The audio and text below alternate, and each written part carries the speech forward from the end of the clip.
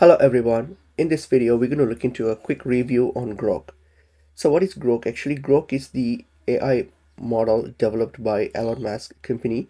It's mostly integrated with X, which is formerly known as Twitter. Okay, so what does it can do? Okay, so for certain things that you can use this Grok for, this AI model for, it's like, as you can see, the interface is similar to like ChatGPT and other models where you can simply type in anything and you can get it done for you.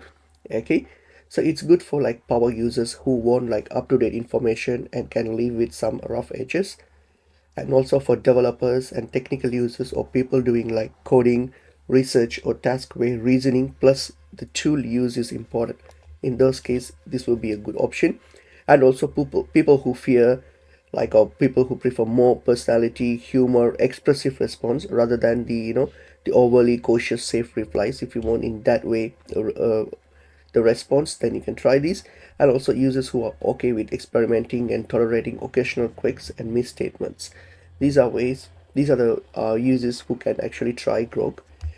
Grok has the advantage with live web search capability, and it has like strong point of Grok is like the more expressive and human-like personality of the response, which is pretty good.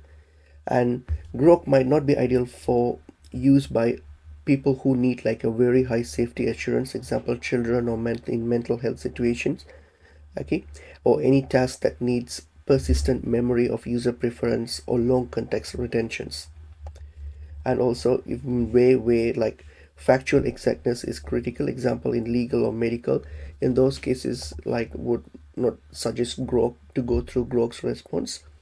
Okay, and if users, and also it's not suitable for users if unwilling to pay for the premium tires but expecting top tire features. Those people can't really, doesn't really suit, Grok doesn't suit you much in that case.